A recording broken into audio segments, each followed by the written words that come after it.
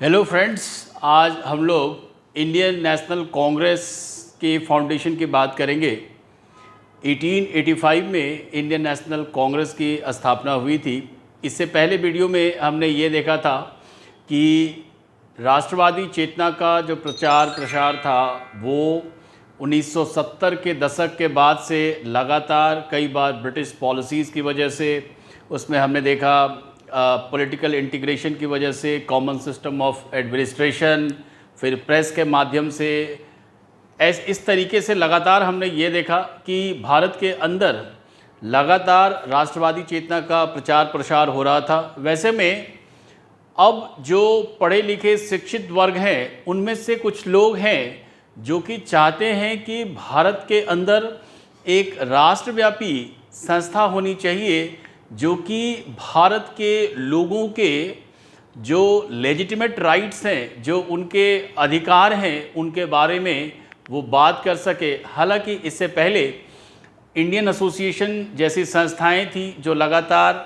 भारतीयों के अधिकारों के हितों की बात अंग्रेजी सरकार के सामने करते आ रही थी, लेकिन 1980 के दशक के बाद से ये रफ्तार तेज़ होती है। 1883 में इंडियन नेशनल कॉन्फ्रेंस का कॉन्फ्रेंस रखा गया था, जिसमें कि प्रयास किया गया था कि पूरे इंडिया से लोग डेलीगेशन आए। इसी कॉन्टेक्स्ट में 1884 में एओ ह्यूम के प्रयास से एक संस्था बनाई गई जिसका नाम था इंडियन नेशनल यूनियन।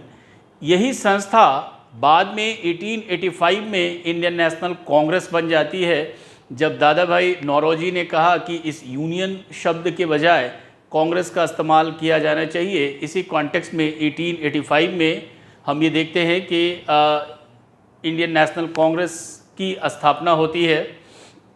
और इसकी स्थापना, जैसा आपको पता होगा कि ये मुंबई में पहले इसकी बैठक हुई थी और 28 दिसंबर से इसकी बैठक की शुरुआत हुई थी, जिसमें कि टोटल 72 डेलीगेट्स ने ही पार्टिसिपेट किया था। तो हम ये देखते हैं कि जिस राष्ट्रवादी संगठन की स्थापना 1885 में हुई है, असल में वो बहुत ही स्लो गति से चलने वाला एक संगठन बन जाता है। और 1885 से लेकर 1905 तक इनके जो कार्य वगैरह हैं, जो इन्होंने काम किए हैं, उसको हम लोग एनालाइज करने की कोशिश करेंगे।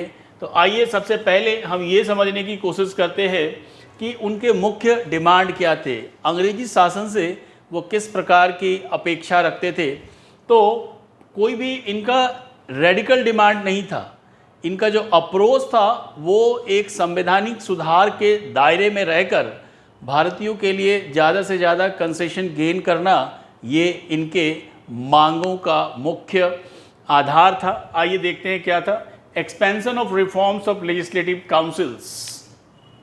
लेजिस्लेटिव काउंसिल के लिए रिफॉर्म करना और उसका विस्तार करना to secure the popular control of administration.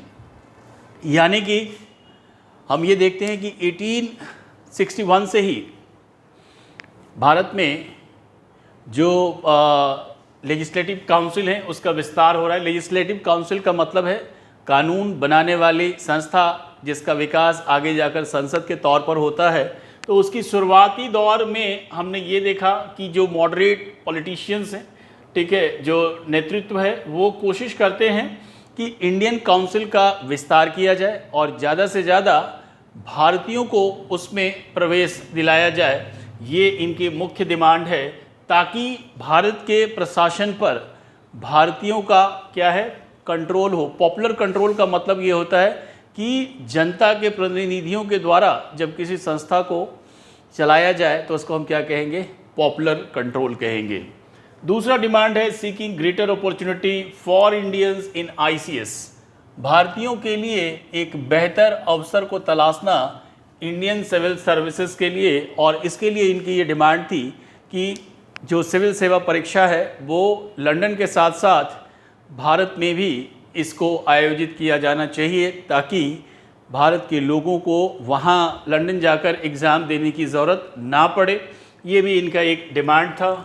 री imposition of custom duty on cotton goods. इसका मतलब ये हुआ कि भारत के साथ जो ब्रिटेन का व्यापार चल रहा था उसमें जो कपास से बनी हुई चीज़ें थी, चाहे कपड़े इत्यादि चीज़ें थी, उस पर वापस से कस्टम ड्यूटी लगाने की ज़रूरत थी, ताकि जो इंडियन मैन्युफैक्चरर्स हैं या भारत के जो कारीगर या दस्तकार हैं उनके भी सामानों को लोग खरीद सके, क्योंकि ब्रिटेन से जो ब्रिटिश मैन्युफैक्चर्ड कॉटन इंडिया में आ रहे थे वो बहुत सस्ते होते थे, और उसकी वजह से जो इंडियन मैन्युफैक्चरर्स हैं या जो कारीगर हैं उनके कपड़ों की जो कीमत है वो महंगी होती थी, और इस वजह से उसे कोई ख़रीदता नहीं था। तो उसके लिए एक पैरिटी इस्टेब्लिश करने के लिए क्या है, उस पर एक कस्टम ड्यूटी यानी आयात शुल्क लगाने की बात कही गई है।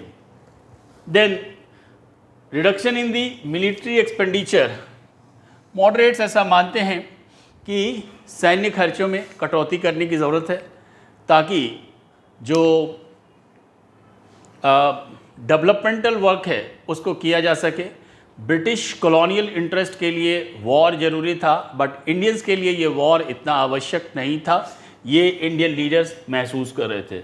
नेक्स्ट है spread of science and technology and general education. भारतीयों के बीच वैज्ञानिक शिक्षा, विज्ञान की शिक्षा और प्रौद्योगिकी को बढ़ावा देना, जनरल एजुकेशन को प्रमोट करना ताकि भारत के लोग एजुकेट हो सके मॉडर्न मीन्स से। Separation of judiciary and executive. अब चूँकि जो रूल था वो कॉलोनियल रूल था, इसलिए यहाँ पे लीडर्स ये मानते हैं कि अगर जुडिशरी को एग्जीक्यूटिव से अलग कर दिया जाएगा तो वैसे में लोगों के जो अधिकार हैं वो बेहतर तरीके से सुरक्षित रखा जा सकता है। आज भी हम लोग इसी प्रैक्टिस को फॉलो करते हैं। तो ये एक इम्पॉर्टेंट डिमांड था, ताकि जो भारत के लोग हैं वो एग्जीक्यूटिव के जो ओवर बेयरेंस है या जो उनका एक्सेसिव फोर्स इस्तेमाल करते थे उससे उनकी सुरक्षा की जा सके। Last but not the least, सबसे महत्वपूर्ण था कि बाद में उन्होंने ये कहा कि भारत को सेल्फ रूल चाहिए। सेल्फ रूल का मतलब स्वशासन चाहिए, लेकिन ये स्वशासन ब्रिटिश राज्य के अंतर्गत ही होगा, यानी within the British empire India को क्या है, एक सेल्फ रूल देने की ज़रूरत है, जैसा कि ऑस्ट्रेलिया, न्यूजीलैंड, कनाडा में दिया जा चुका था। ये इनके मुख्य मांगे थी। तो आपको कहीं से भी यहाँ पे कोई ऐसा रेडिकल डिमांड नहीं दिखेगा, ठीक है, जो कि अंग्रेज पूरा नहीं कर सकते थे। अब इसको अचीव करने के लिए, अपने डिमांड को, अपनी मांगों को पूरा करने के लिए वो लोग किस तरीके के मेथड्स अपनाते, उनके राजनीतिक तौर तरीके क्या थे, विधियाँ क्या थी। तो एक शब्द जो बहुत ही पॉपुलर है मॉडरेट पॉलिटिक्स को डिस्क्राइब करने के लिए, उसे कहते हैं हम लोग कॉन्स्टिट्यूशनल एजिटेशन, यानी संवैधानिक सुधारों के लिए लगातार प्रयास करना। उसके लिए वो प्रयास करते हैं और उसके तहत वो मीटिंग्स ऑर्गेनाइज करते हैं, स्पीचेस देते हैं, सरकार को ज्ञापन देते हैं, पिटीशंस फाइल करते हैं गवर्नमेंट के सामने, रेजोल्यूशंस पास करते हैं कांग्रेस की मीटिंग्स में। ये इनका अप्रोच था, ताकि गवर्नमेंट को जनता के जो रियल इश्यूज़ हैं उनसे अवेयर किया जाए। अब सवाल ये है कि जो मॉडरेट्स हैं उनका ऐसा मानना था, उनकी ऐसी सोच थी कि अगर हम संवैधानिक तरीक़ों से ब्रिटिश हुकूमत को भारत के लोगों के वास्तविक जो समस्याएं हैं उससे अगर अवगत कराते हैं तो वैसी स्थिति में अंग्रेज निश्चित तौर पर सुधार करेंगे। ये उनकी एक सोच थी, उनकी एक थिंकिंग थी। दूसरा जो मेथड का हिस्सा है confined themselves to the educated class. अब इन्होंने ये समझा कि अंग्रेज़ों का जो शासन है वो बेनिवोलेंट है, यानी शायद अंग्रेज भला ही चाहते हैं, ऐसा उन्होंने समझा। और इसीलिए उन्होंने स्वतंत्रता आंदोलन की जो लड़ाई थी, असल में ये स्वतंत्रता आंदोलन अभी सीमित ही है, काफ़ी सीमित सेंस में ये स्वतंत्रता आंदोलन है। तो अपने इस आंदोलन के लिए उन्होंने सिर्फ शिक्षित वर्गों को ही अपने साथ लिया, यानी कॉमन मासेस को कॉमन मास को सामान्य जन भागीदारी की वो अपेक्षा नहीं करते हैं और इसलिए कांग्रेस संस्था अभी सिर्फ और सिर्फ जो शिक्षित वर्ग है और जो शहरों में रहते हैं वहीं तक ये सीमित रही है और उसमें भी जो मेजर पार्टिसिपेशन है वो आपको तीन प्रेसिडेंसी जो है कलकत्ता, बॉम्बे और मद्रास, यहाँ का रिप्रेजेंटेशन आपको ज़्यादा दिखाई देगा। देन आगे है उनकी एक सोच है कि जो राजनीतिक अधिकार हैं वो एकदम से नहीं मिलने वाला है, यानी ये क्या एक स्लो प्रोसेस है और लगातार हमें इसमें प्रयास करते रहना चाहिए। इस स्लो प्रोसेस से चलकर फाइनली हमें क्या है पॉलिटिकल राइट्स या राजनीतिक अधिकार मिलेंगे। राजनीतिक अधिकार का मतलब है कि उनको अपने प्रतिनिधियों को चुनने का अधिकार, जो लेजिस्लेटिव काउंसिल्स है, लेजिस्लेटिव काउंसिल के अंदर इंडियंस का विस्तार, अपने लिए कानून बनाने का अधिकार, ये सभी political rights all of sudden अचानक से नहीं मिलने वाले थे, ऐसी उनकी सोच थी। ठीक है, अब आइए अब हम लोग इनके अचीवमेंट के बारे में बातचीत करते हैं। हालांकि दोस्तों जो इनका अचीवमेंट है उसको बाद के दौर में जो पॉलिटिकल डेवलपमेंट्स हैं, खास करके एक्सट्रीमिस्ट और गांधीयन फेज में जिस तरीके से उनका अचीवमेंट है उसके सामने ये आपको छोटा दिखाई देगा, लेकिन एक समय की भी सीमा होती है। उस समय राष्ट्रवाद अभी भी नवजात था, नेसेंट था, अपनी उभरती हुई स्थिति में थी और अंग्रेज़ों ने भी इनको शक की निगाह से देखना शुरू कर दिया था। वैसे में इनके जो भी पॉलिटिकल अचीवमेंट हैं वो सराहनीय है। खास करके 1892 का इनके प्रयासों से जो इंडियन काउंसिल एक्ट आया है उसमें काफ़ी सुधार हुआ, उसमें इंडियंस को रिप्रेजेंटेशन दिया गया, उसमें जो बजट के अंदर एक तरीके से भारतीयों को बोलने का अधिकार दिया गया, हालांकि वोटिंग का अधिकार नहीं था अभी भी।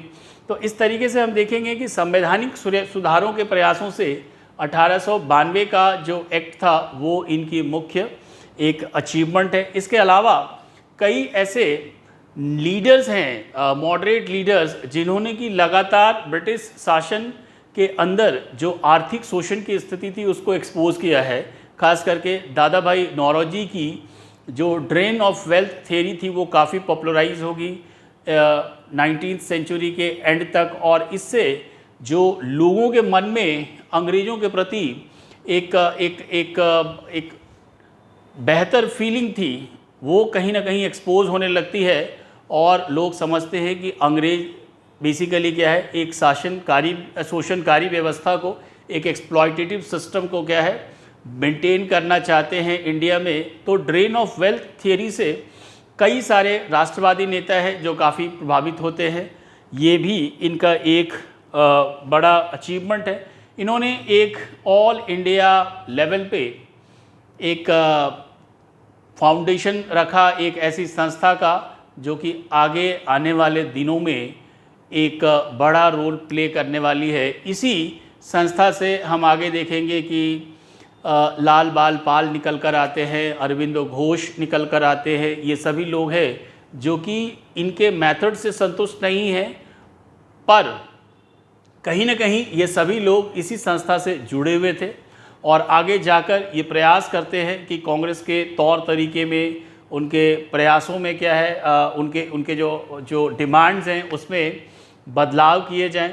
तो उस सेंस में हम ये समझते हैं कि जो मॉडरेट्स के अचीवमेंट हैं उसको उस समय के परिप्रेक्ष्य में समझने की आवश्यकता है कि वो समय कैसा था, और उस सेंस में इन्होंने भारत के राष्ट्रवादी आंदोलन की नींव को रखा और वो नींव एक सेक्युलर प्रिंसिपल पर आधारित थी। और उसमें एक पैन इंडिया को यूनाइट करने का अप्रोच भी था। आप देखेंगे कि जो कांग्रेस के अधिवेशन हो रहे हैं वो भारत के अलग अलग शहरों में हो रहे हैं और कोशिश की जा रही है कि समाज के सभी वर्गों का इसमें रिप्रेजेंटेशन हो, चाहे वो माइनॉरिटीज़ से ही क्यों ना हो। तो इसलिए कांग्रेस ने एक ऐसी राष्ट्रव्यापी संगठन को तैयार किया जो कि आने वाले समय में राष्ट्रवादी आंदोलन को आगे की तरफ लेकर जाएगा। 1905 के बाद हम देखते हैं कि कांग्रेस के अंदर एक बिखराव की स्थिति इमर्ज होने लगती है कलकत्ता के बंगाल विभाजन के बाद। उसको हम लोग दूसरे वीडियो में कवर करेंगे। अब हम लोग कुछ नेताओं के बारे में बात करते हैं जिन्हें कि हम मॉडरेट्स कहते हैं। मॉडरेट लीडर्स में प्रोमिनेंटली हम लोग दादा भाई नौरोजी, फिरोज शाह मेहता, बदरुद्दीन तैयब जी, रास बिहारी बोस, देन शिशिर कुमार घोष, फिर गोपाल कृष्ण गोखले, ये सभी लोग क्या है मॉडरेट नेता के तौर पर गिने जाते हैं जिन्होंने कि शुरुआती दौर में राष्ट्रवादी आंदोलन की नींव रखी थी। अगले वीडियो में हम लोग कवर करने वाले हैं कि कैसे राष्ट्रवाद का जो अगला दौर है, जिसे हम एक्सट्रीमिस्ट नेशनलिज्म कहते हैं, उग्र राष्ट्रवाद कहते हैं, वो किस तरीके से डेवलप हुआ, उसके क्या कारण थे, उनके क्या मांगे थी, उनका मेथड क्या था, हम लोग अगले वीडियो में डिस्कस करेंगे। मैं समझता हूँ आपको वीडियो पसंद आया होगा। प्लीज़ इसे लाइक करिए, शेयर करिए और चैनल को सब्सक्राइब करिए। Thank you.